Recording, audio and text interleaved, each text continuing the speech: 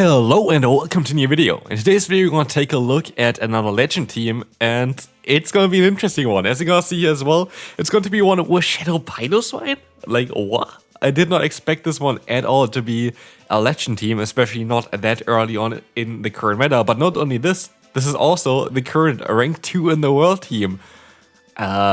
Yeah, Piloswine. Shadow Piloswine, what can this Pokemon do? And this is going to be the question we're going to try to answer here today in today's video. And also kind of showcase maybe the issues with this team and why this team maybe just only works in like higher up Elo range. There are some issues to this team. One is currently on the screen, for example, which is going to be Azumarill. If you face Pokemon Elite, it is a bit tough, and we're gonna see it here already in the first battle. It's going to be a bit of a tricky matchup here, as you're going to have the Saber even letting the move go through here. A Shadow Ball would have knocked them out, absolutely. But yeah, they play with fire here, I guess. As you're going to see, we have our Piloswine coming in. I can CMP Tide not be playing the first battle too well here.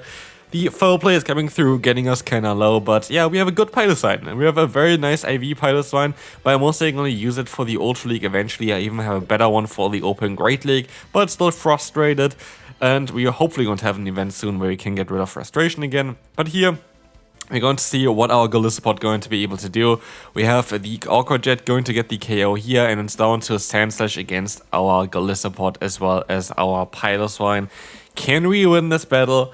I am not too sure about it. We're going to have to use a shield here. We might have to try to catch a move. Let's see. We can go for another Orca Jet, and now the opponent is going to shields down.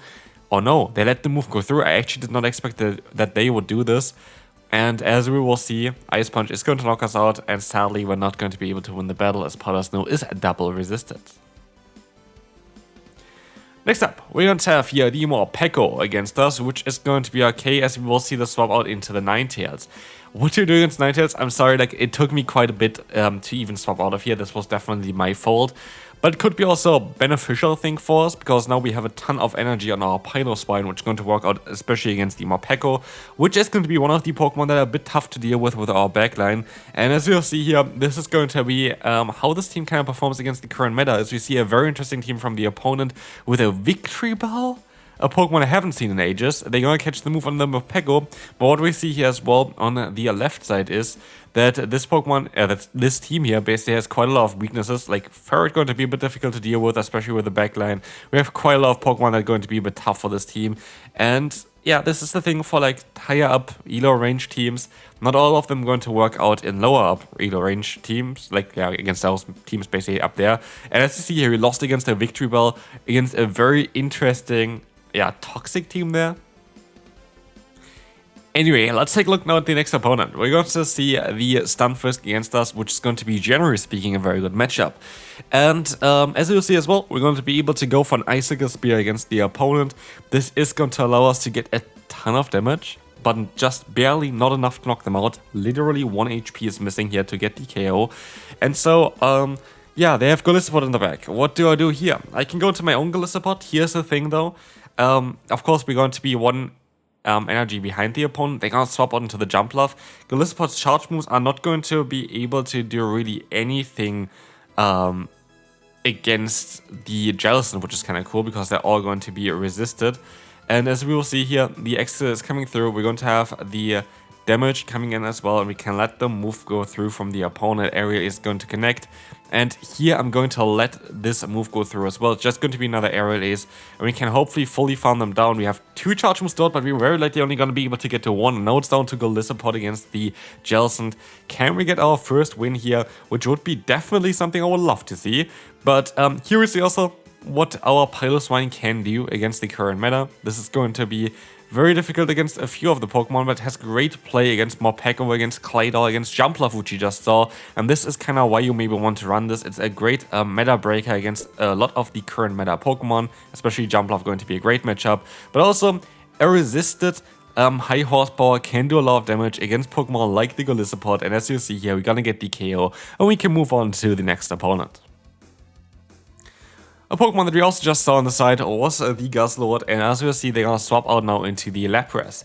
A Pokemon which does definitely not want to face up against our Jellicent, and this is going to be absolutely amazing, because now what we can do is we're going to be able to just go ahead and yeah, take the sparkling area and go for Shadow Ball spam, which is going to be absolutely lovely here. Shadow Ball spam is going to be amazing. This is going to allow us to basically get a DKO here or get a shield advantage, whatever the opponent really wants to allow me to go. We're going to get the shield here, that's fine. And I can go for a Surf against the Lostheart, that's fine. We're going to still have our Ice type Pokemon in the back. And so we can go back into our Piloswine, go for the Icicle Spear, and Icicle Spear is going to do a little bit less damage than, for example, what the Avalanche would be doing. But here, as you saw, already it did enough to knock them out. They're going to be able to store their sparkling areas against us here, but I kind of want to keep my Piloswine alive, and so I decide to use a shield and try to go for the Icicle Spear in order to knock them out. Hopefully, they're going to decide to use a shield here, but let's see if they're going to do that. They decide to do exactly this, and we can swap out into the Golisopod to catch the move. We still have some energy left on our Piloswine. It's going to be a sparkling area coming in, and they're going to go into the Weezing. This is looking quite promising for us, as we will see here that the opponent is going to, yeah, still get to another move for sure, and I think they're going to knock us out, but I hope that we still have play against the Weezing. We have the Sludge coming through, getting the KO against us, but the Icicle Spear is coming in next against the opponent. This is going to be fine, and this is going to be the KO, and with this, the Lapras is going to go down as well, as we do one more fast move from the Jellicent, and we can move on to the next opponent.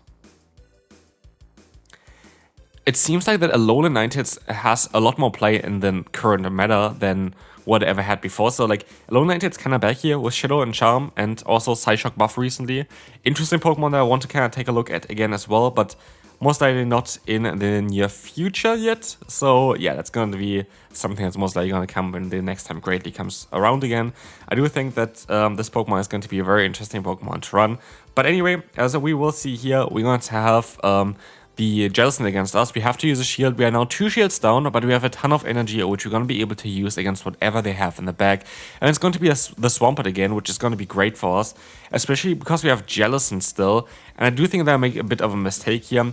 By the way, if you're wondering if I swap out here, which is a bit of a mistake because they can swap later, if you're wondering if the Avalanche is actually better than the Icicle Spear because it does, I think, like 30 more damage for 5 more energy, which is quite a bit, it is actually way worse to run the Avalanche in the 1 and in the 2 shield scenario. In the 0 shield, as you can see here as well, it's actually better to run still the Avalanche just because it's the harder hitting move, but generally speaking, Icicle Spear is a huge upgrade on the Piloswine. Anyway, we're going to take a look here now at the Ninetales with a Weather Ball. We can go for the full farm down, and in the back, it's going to be just the Swampert. Can we still win the battle? We're going to be able to get the shield from them here, and now it's down to if we can catch a move or not. I should have tried to catch at one earlier, basically, but I thought it would be my best interest to go ahead and, yeah, catch it like this. But I definitely did a bit of a mistake there. But as you can see here now, we're going to be able to go ahead and move on to the next opponent. Azumarill is the big issue for this team, and this is kind of what I wanted to showcase before as well. If you encounter this Pokemon Elite, there's not a lot that you can really do. And we'll see it here directly against us. We're going to have the Playdrift coming in, they're going to have the Sableye at least coming in against us. It's actually kind of nice. If they just stayed in with Elite, I think they would have been nearly even better off, because like Arcojet as well as Extra is going to be resisted. So what is really going to happen there? I'm not too sure. But as you see here, we're going to have Piloswine now against the opponent. We can go for another charge move. This is going to allow us to get the KO against them. And we see here now the swap straight away into the Jellicent. This will be very, very good for us because it's going to have at least the best matchup against Azumarill, and we will see here as well a Diggersby in the back, which is generally speaking very nice for us because I would like to, of course, go up against the opponent like this, but it's going to be a bit of a tough one generally speaking because as we see here, they still have Scorching Sand, they still have the option to debuff us there as well. So yeah, that is going to be a bit of a trickier one. As you see, we have the Surf coming in. The Surf is only doing around 45% of the opponent's health, which is going to be a bit difficult, by the way, here against a fellow Shark. As you see here, they're going to predict the swap basically perfectly. Well done there, like literally instant swap. And this kind of seals the deal. I don't think there's a way of me winning this one. I had to hit basically this charge move either against the opponent's Diggersby, or I needed to get to the high horsepower against the Azumarill. Either of them, most likely would have won me the battle, but neither of them actually happened, and so kind of unfortunate. It is just kind of unfortunate, but it is what it is. And so as we will see here, we're going to have the opponent still going for a player off. We're just too low. I'm just going to let them, farm me down here, and that's going to be it for this battle. Digger Spear is going to come up next here again. What we can do is we can go for the Icicle Spear against this Pokemon, which will allow us to do some solid damage against them as well. We're gonna get the super effective hit up, and as we see as well, we're gonna use a shield now against the opponent. It's going to be the Fire Punch coming in, and Lostheart is coming in next. And as we said before, while the fast move is going to be super effective, all charge moves are going to be resisted on our Jellicent, and so we use the opportunity to get some extra energy on our Piloswine to then swap into the Jellicent to basically take any hit from the opponent. Surface coming through here, getting the shield bait done correctly, which is a lovely force as well. As we're going to see here now, we're going to have another surf coming through. Luckily for the opponent, this is going to be resisted, and they let the move go through. So it's not really ideal, but we can go into our own Lostheart, and as they go straight for the move, I expect them going for the Awkward Jet, which they do, which is going to be great because it's going to be resisted, and now we can use a shield. And now we have energy on 2 of our Pokemon, which I think is going to be great, as they're going to go back into the Digger Spear. I overfarm the perfect amount. This is going to be a CMP tie against the Fire Punch from the opponent. As we will see, this is going to get the KO against them as well, and in comes the Talonflame. And luckily, we went for literally the exact amount of fast moves there, because this will now allow me to outspeed them before they can go for a Flame Charge. But is it going to be enough to knock them out? This is not going to be enough, but it's going to be enough for us to farm them down with both of our Pokemon before they get even any damage in. And Fly is actually coming through here. They're going to swap out into their own Lostheart. We're going to get the KO against them here. And as we will see, this is going to be a very good game, and we're going to be able to move on to the second to last battle here. So, let's see what they're going to have. They're going to have here Spiritomb. Interesting. Like, Spiritomb is definitely an interesting Pokemon, and I kind of want to stay in for a little bit, because they have Rock Tomb, of course, which can debuff my attack, and I kind of want to try to swap out now into my Lostheart straight afterwards, which hopefully allows me to get to the Awkward Jet before they can go for another Rock Tomb. This was the entire idea behind it. By the way, I find it so funny on how Spiritomb looks like when they use a shield. Here we sadly don't see it, but we saw it before because you don't really see like the ghostness of it anymore afterwards. It looks like kind of hilarious. But as you see here, we're going to have the Clodsire coming in. So they're very weak to water type Pokemon, it seems like. We let the move go through. We're going to have the Stonehenge coming in. And I can go back into my Piloswine as we're going to get the reveal here that they're going to have a Talonflame in the back, which is going to be absolutely great for us, as we are going to be able to now go ahead and, just go for the shield. Do we go for the shield? We go for the no shield. It's going to be a fly. We can take a fly, and that is goodbye, because we're going to be able to outspeed the opponent now. And this is going to be it for this battle, guaranteed. As we will see here, we're going to be able to use a shield. And they go for the fly here, which is not going to knock us out. In comes the Clodsire, and we're going to be able to easily win this battle. There's nothing they can really do about it. And we're going to be able to now move on to the final battle, as the Talonflame is going to go down from the extra surf here. So, next up, let's take a look at the final opponent. We're going to have another Jumpluff here. We are going Jumpluff hunting, which is really good in the current meta because there are so many Jumpluffs around. As you see here, I'm going to let the move go through from the opponent. Awkward Tail does so much more damage than I expected.